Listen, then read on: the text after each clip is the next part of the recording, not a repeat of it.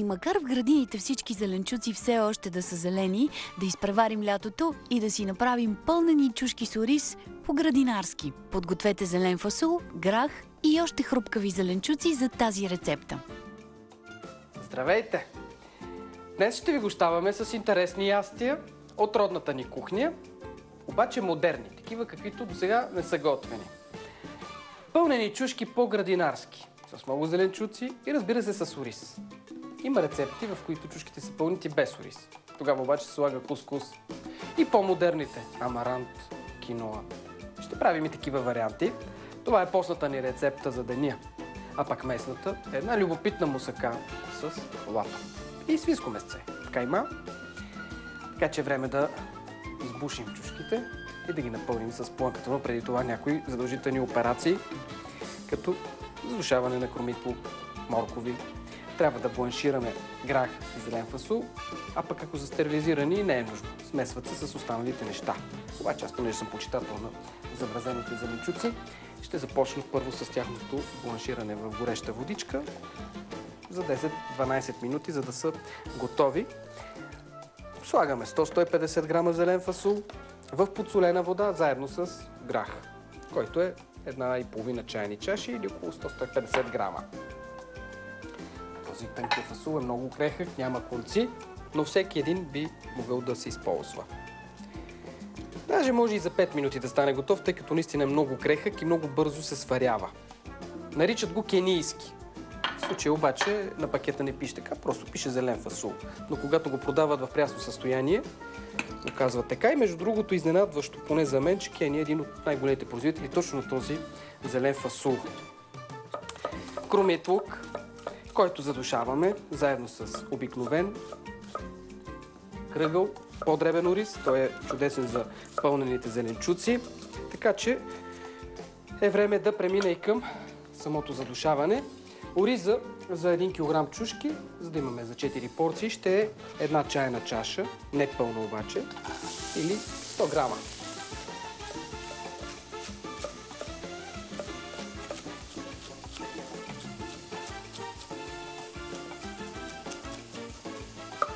Готов съм и с целината.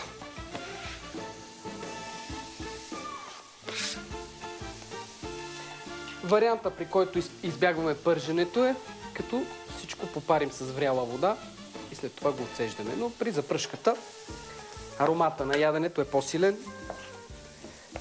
и затова се прилага често в нашата постна кухня. Следва ориза и след секунди преминаваме към посоляване, поръсване с сладък червен пипер, по желание бял или черен. Подправките могат да бъдат всички любими меродии. Копър, магданос, девесил, всички те са подходящи и за грах, и за зелен фасул, и за чушки. Така, аз ще сложа малко от копъра, 1-2 чайни лъжички. Нека да ухая, в случая е сушен нашия копър. И след като вече всичко е хубаво размесено, остана само да посоля, наливаме 1,5 чаши вода. Малко повече, отколкото беше самия ориз. И то от водата, в която бланширах нашия грах. Така, сега ще отседя останалото количество. Щом се поохлади, нарязвам шушулките на по-дребни парченца и остава да преминем към пълненето на чушките, които, както си е реда, трябва, след като се очистят, да се набудат с вилица и след това ги осолявам от вътрешната страна. Това е задължително, за да има повече вкус. Щях да пропусна доматите, обаче и сега мога да го направя. Те така или иначе са стерилизирани. 1 чашка от доматите изсипвам, изчакваме плънката да стане твърда и да няма никаква течност. И сега ще подправя с домашна зеленчукова подправка или използвате всяка сушена комбинация, която обичате. Аз обаче настоявам за домашното производство, тъй като там е моя вкус, който съм споделял с вас нееднократно. Внимателно, 1 супена лъжица, тук има всичко. Зелени чушки, домат. Но поради факта, че са осолени и са престояли известно време, се развива един друг аромат, който не можем да получим, когато същите продукти ги нарежем и ги сложим в плънката.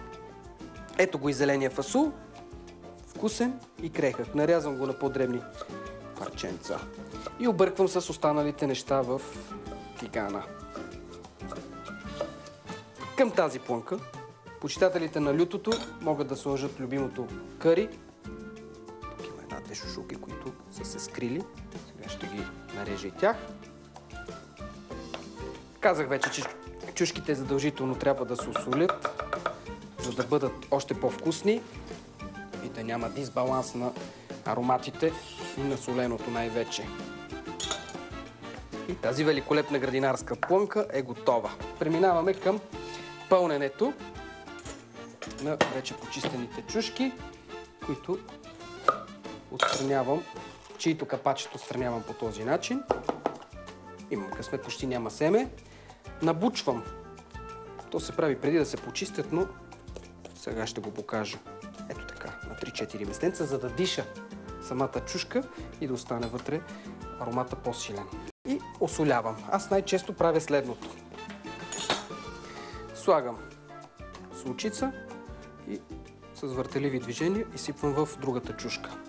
По същия начин, ако има още сол тук, просто трябва максимално добре да осолим всичко това.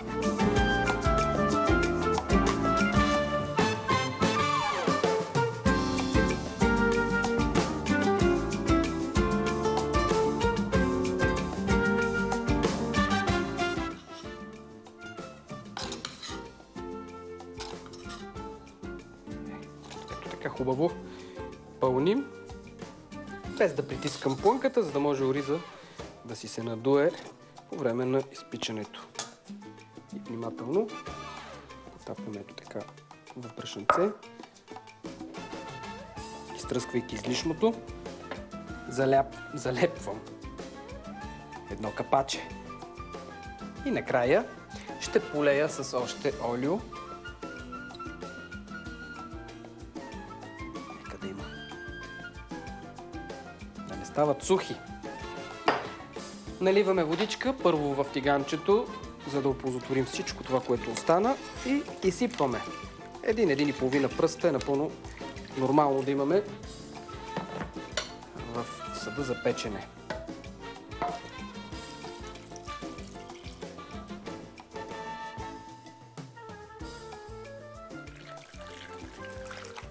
Много добре.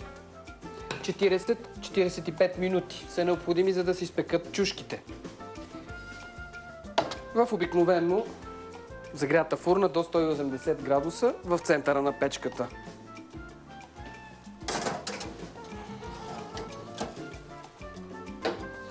Осигурихме постния обяд или вечеря.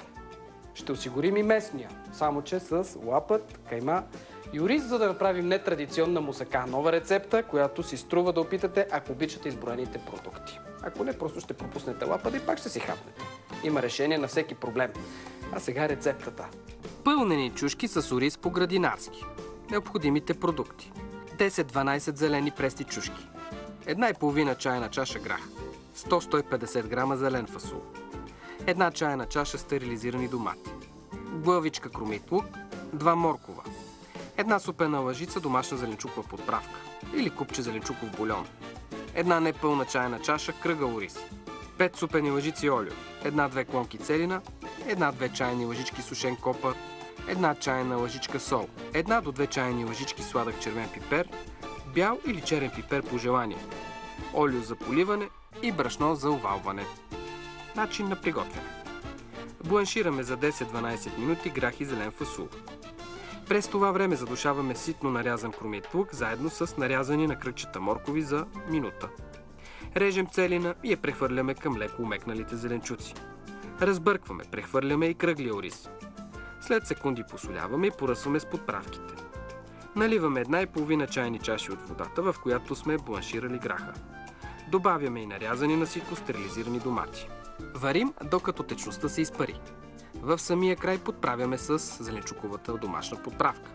Нарязваме шушулките на по-дребни парченца и ги прибавяме заедно с попарения грах. Почистваме чушките и ги набождаме с вилица, усоляваме от вътрешната страна. Пълним чушките, овалваме ги в брашно и ги затваряме с капаче. Подреждаме ги изправени в намаслена тава. Поливаме със струйка олио. Наливаме 1-2 пръста вода и поставяме съда в центъра на предварително затоплена фурна. Печем 40-45 минути при температура от 180 градуса.